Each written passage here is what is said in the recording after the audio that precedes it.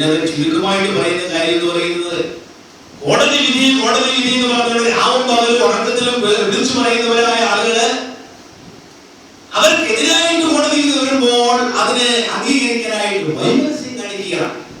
പഴന്തോട്ടപ്പള്ളിയിൽ കോടതി വിധി ഉണ്ടായി, യാക്കോബായ സുറിയാനി സഭയ്ക്ക് പരിപൂർണമായ അനുകൂലമായിട്ട്. എന്താണ് നടന്നത്? എന്താണ് ഇപ്പോഴത്തെ ഗവൺമെന്റ് അവിടെ ചെയ്തത്?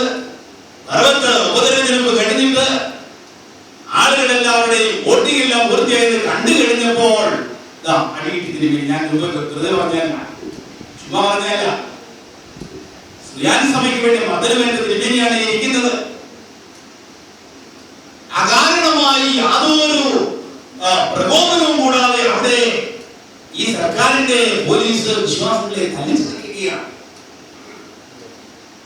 ഇതേപോലെ തന്നെ വേറെ എവിടെല്ലാം ഏതെല്ലാം സംഭവവികാസങ്ങൾ ചൂണ്ടിക്കാണിക്കുവാനുണ്ട്.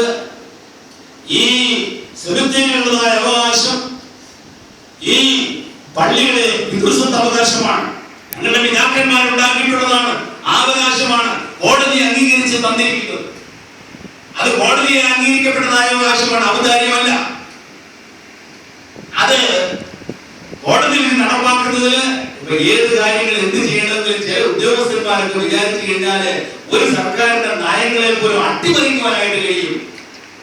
ഒരു മന്ത്രിയുടെ ഉത്തരവ് ആക്കാതിരിക്കുന്നതിനോ അല്ലെങ്കിൽ അത് താമസിപ്പിക്കുന്നതിനോ ഒരു ഉദ്യോഗസ്ഥൻ വിചാരിച്ചാൽ മതി. ഈ ഗവൺമെന്റ് ഉദ്യോഗസ്ഥന്മാരെ സ്വാധീനിച്ചുകൊണ്ട് ഇവിടെ ഈ ആളുകളെയൊക്കെയും തല്ലിച്ചതയ്ക്കുകയും നീതി നിഷേധിക്കുകയും ചെയ്യുന്നതായ നടപടി, ഇതിന് ഒരവസാനം ഉണ്ടായി മതിയാവും. ഈ ഇടവക അതിന് പ്രതിജ്ഞാബദ്ധമാകുന്നു.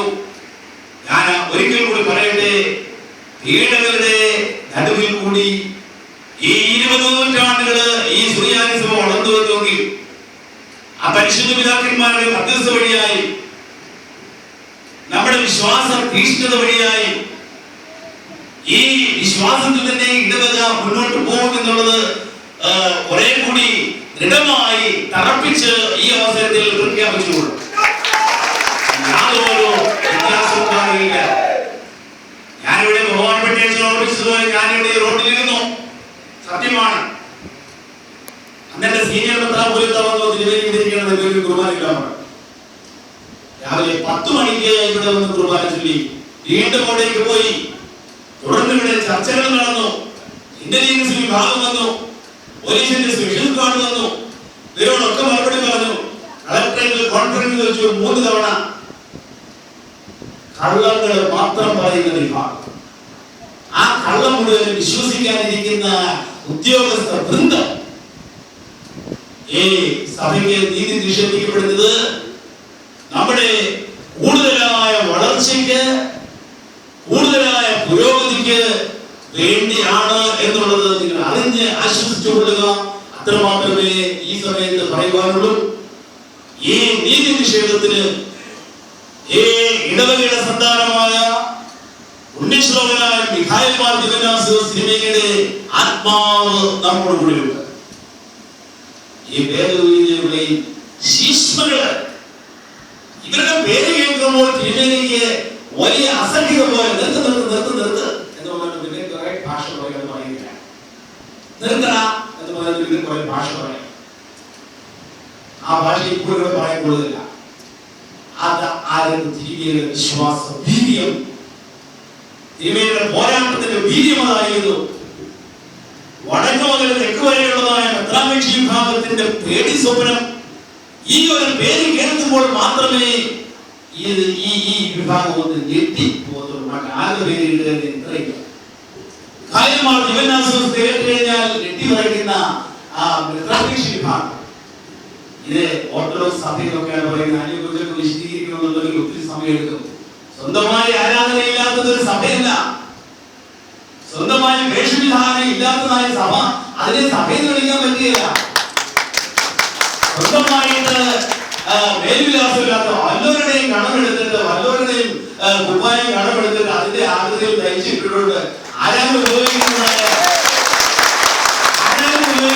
പുസ്തകങ്ങളൊക്കെ ഓട്ടോകോപ്പി എടുത്തിട്ട് അത് ഉപയോഗിക്കാന്ന് പറഞ്ഞു കഴിഞ്ഞാല് ഇതെന്ത് സഭയാ?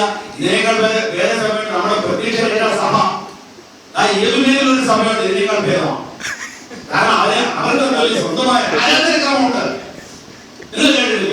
ഉണ്ടാക്കിയ പ്രത്യക്ഷ രക്ഷാ ദൈവസഭ.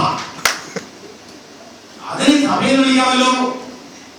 ഇതെന്ത് ഓർത്തഡോക്സ് സഭയാണെന്ന് ആദ്യം വ്യക്തമാക്കട്ടെ. ഓർത്തഡോക്സ് സഭകൾ ഉണ്ടാകുന്നത് അതാത് അതിന്റെ മേൽവിലാസം ആദ്യമായി നമ്മുടെ സഭയുടെ ഗ്രീക്ക് ഓർത്തഡോക്സ് സഭയുണ്ട്, ഇതിന് അർമീനിയൻ ഓർത്തഡോക്സ് ഉണ്ട്, റഷ്യൻ ഓർത്തഡോക്സ് ഉണ്ട്, കോപ്റ്റിക് ഓർത്തഡോക്സ് ഉണ്ട്, ഇങ്ങനെ പോകും. പക്ഷെ ഇതിന് വെറും ഓർത്തഡോക്സ്, മറ്റൊന്നും ഇല്ല. വെറും ഓർത്തഡോക്സ്. എന്താ എന്ത് ഓർത്തഡോക്സ് ആണോ?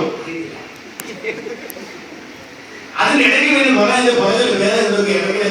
ഇതിനിടയ്ക്ക് ഈ വിദേശത്തെല്ലാം ഒരു ഡയറക്ടർ ഇല്ലാത്ത ഇന്ത്യൻ ഓർത്തഡോക്സ് സഭ.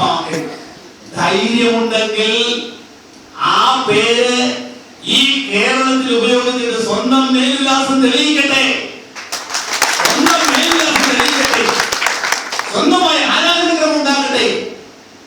ഇന്ത്യൻ ഓർത്തഡോക്സ് സഭ അല്ലാതെ ഓർത്തഡോക്സ് സഭ എന്ത് ഓർത്തഡോക്സ് സഭയാവും? ഞങ്ങളുടെ ഇന്ത്യൻ ഓർത്തഡോക്സ് സഭയാണ്. ധൈര്യമായിട്ട് പറ, അന്തസ്സായിട്ട് പറ, ഞങ്ങൾ അംഗീകരിക്കാം. അതെ WCC NCC ഒക്കെ തലയിൽ വെച്ചുകൊണ്ടാണ്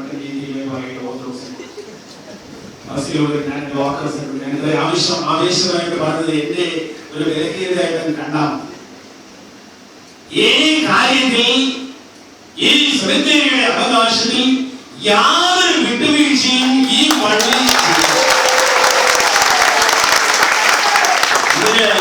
ഈ സഭ കൂടെ ഉണ്ടാകും. ഏത് സമയത്തും ഈ സഭയോട് ആന്തിക പള്ളിയുടെ ഓർഡ് നശിപ്പിച്ച് അവിടെ നാശമുണ്ടാക്കി കഴിഞ്ഞപ്പോൾ ശ്രേഷ്ഠ കാതോലിക്ക ബാവ തിരുമനസ്സുകൊണ്ട് ആ കുരിശടിയിൽ വന്നിരുന്ന് ആ ജനങ്ങളെ ആശ്വസിപ്പിച്ചു.